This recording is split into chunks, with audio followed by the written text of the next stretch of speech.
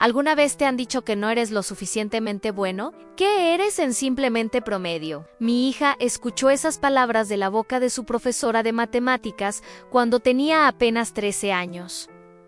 No esperes demasiado, le dijo. Eres un estudiante promedio. 6 años después, recibimos una carta que cambiaría nuestras vidas para siempre. Quédate hasta el final para descubrir cómo mi hija promedio logró lo imposible y qué lección de vida aprendimos que puede transformar también tu futuro. Esta historia te demostrará que el potencial humano es ilimitado cuando sabes algo que muy pocos entienden. Bienvenido a El Último Acto, el canal donde compartimos historias reales que te inspirarán a ver la vida desde una perspectiva diferente. Antes de sumergirte en esta historia que me ha costado lágrimas compartir, te pido que te suscribas ahora mismo a nuestro canal. Con cada suscripción, podemos llevar más historias como esta a personas que necesitan escucharlas. Historias que pueden cambiar el rumbo de una vida. Activa la campanita de notificaciones para no perderte ningún video y acompáñame en este viaje, que comenzó con una etiqueta dolorosa y terminó con un milagro educativo. Todo comenzó en una tarde lluviosa de octubre, el tipo de lluvia que empapa hasta los huesos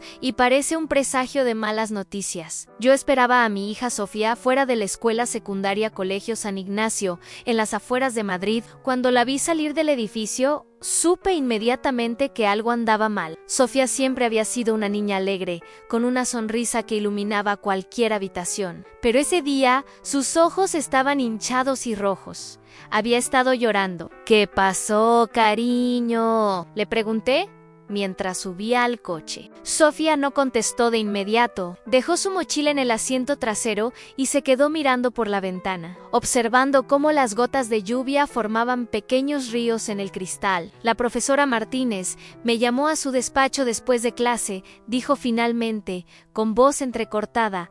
La profesora Martínez, solo escuchar ese nombre me provocaba un nudo en el estómago. Era conocida por ser estricta, pero también por identificar a los estudiantes con potencial en matemáticas. Muchos de sus alumnos habían ganado olimpiadas matemáticas a nivel nacional. Me dijo que no debería intentar entrar al programa avanzado de matemáticas, continuó Sofía. Dijo que era una estudiante promedio y que debería tener expectativas realistas para no decepcionarme después. Sentí cómo la ira comenzaba a crecer en mi interior.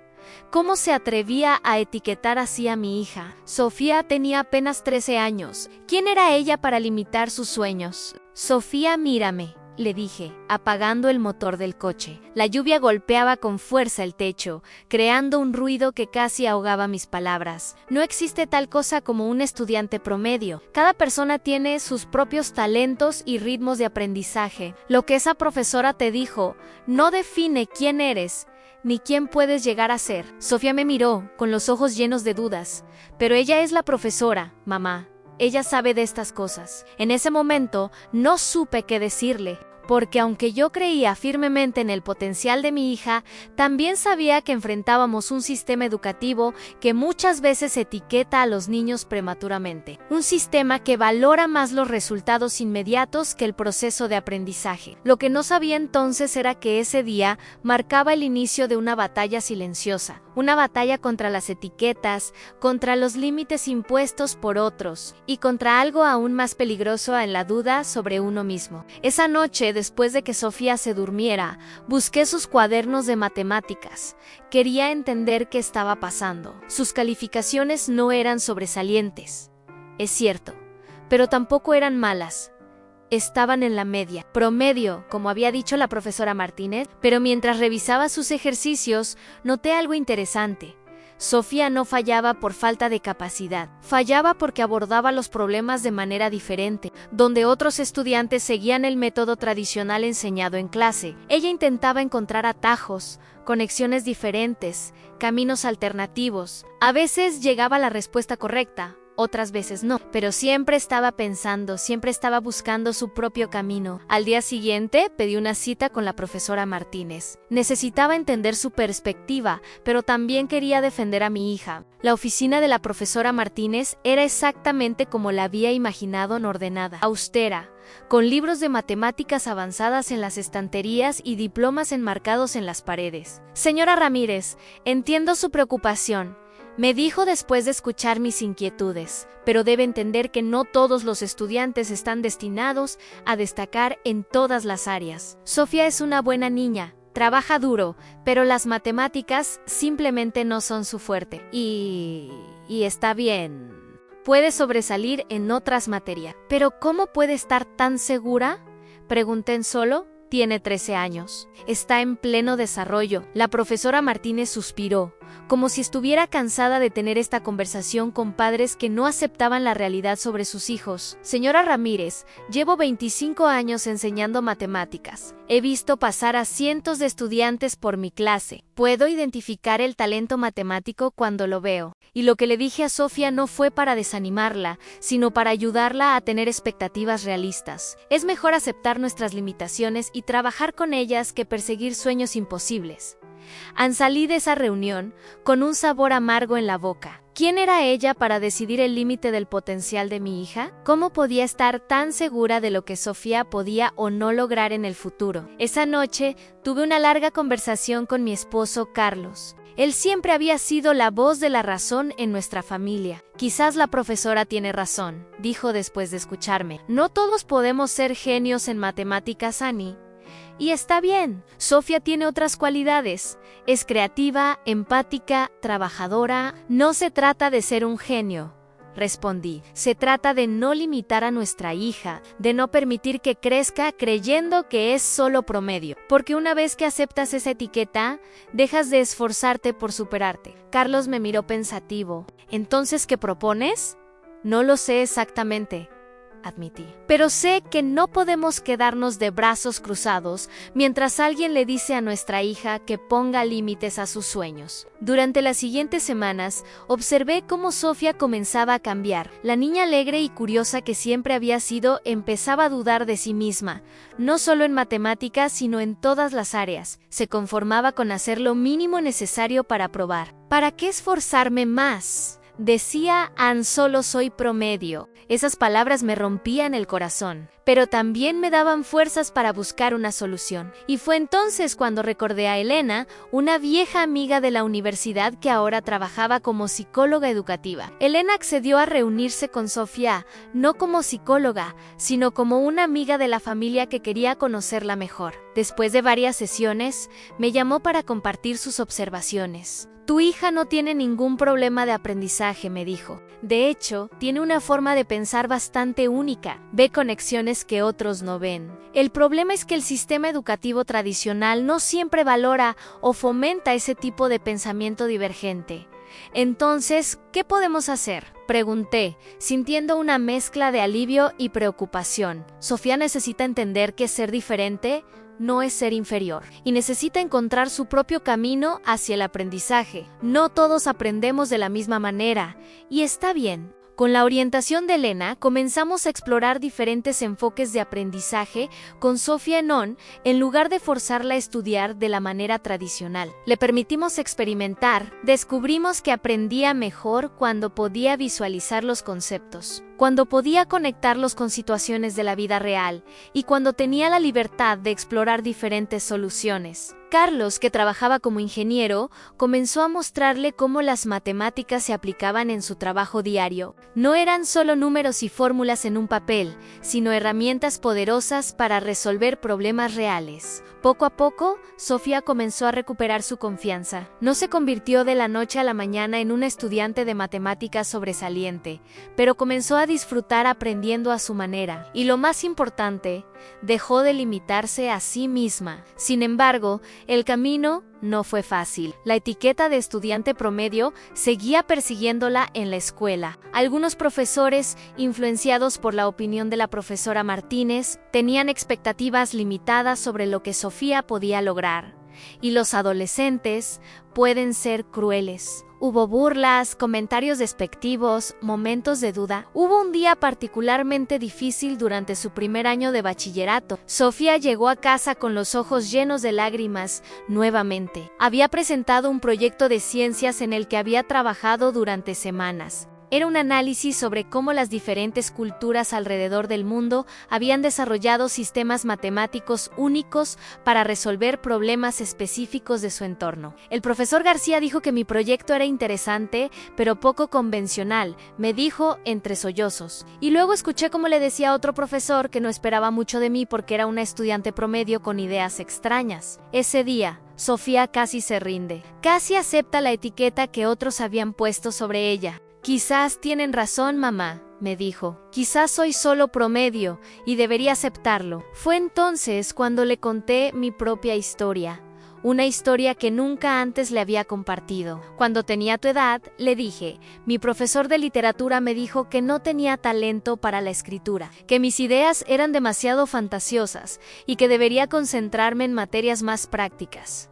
Durante años, creí en sus palabras. Dejé de escribir, dejé de soñar con ser escritora. Me conformé con un trabajo seguro, predecible, y aunque no me arrepiento de las decisiones que tomé, siempre me he preguntado qué habría pasado si no hubiera permitido que las palabras de ese profesor definieran mis límites. Sofía me miró con atención, absorbiendo cada palabra. No cometas el mismo error que yo, continué. No permitas que las palabras de otros definan quién eres o quién puedes llegar a ser. Ser diferente no es ser inferior. A veces, ser diferente es exactamente lo que el mundo necesita. Esa conversación marcó un punto de inflexión para Sofía. No fue un cambio inmediato, sino gradual. Comenzó a abrazar su forma única de pensar, a ver su diferencia no como una debilidad, sino como una fortaleza. Durante su último año de bachillerato, Sofía decidió aplicar a varias universidades. Sus calificaciones habían mejorado considerablemente, aunque seguían sin ser excepcionales en el sentido tradicional. Pero lo que realmente destacaba en sus aplicaciones eran sus proyectos personales, sus ensayos, su forma de abordar problemas complejos desde perspectivas inesperadas. Aplicó a la Universidad Complutense de Madrid, a la Universidad de Barcelona y, casi como un acto de rebeldía contra todos aquellos que habían limitado sus expectativas, también aplicó a Harvard. No pierdes nada intentándolo, le dije cuando me mostró la lista de universidades. Lo peor que puede pasar es que digan que no. Los meses de espera fueron angustiantes. Sofía alternaba entre momentos de optimismo y momentos de duda profunda. ¿Y si todos tenían razón? Se preguntaba. ¿Y si soy solo promedio? Las primeras respuestas comenzaron a llegar. Aceptada en la Complutense, aceptada en Barcelona. Cada carta de aceptación era una validación. Una prueba de que aquellos que la habían etiquetado estaban equivocados. Pero Harvard seguía sin responder. Está bien si no me aceptan, decía Sofía, intentando prepararse para la decepción. Ya he demostrado mi punto. Ya he demostrado que puedo lograr más de lo que otros esperaban de mí. Y entonces, un viernes por la tarde, mientras preparábamos la cena, llegó un email. Sofía estaba en su habitación. Así que fui yo quien vio la notificación en su tablet, que había dejado en la mesa de la cocina. Sofía, la llamé, con el corazón latiendo fuertemente. «Tienes un email de Harvard». Sofía bajó las escaleras lentamente, como si estuviera preparándose mentalmente para lo que pudiera encontrar. Tomó la tablet con manos temblorosas y abrió el email. Hubo un momento de silencio absoluto mientras leía. Y luego, un grito de alegría que resonó por toda la casa. «¡Me aceptaron! ¡Mamá!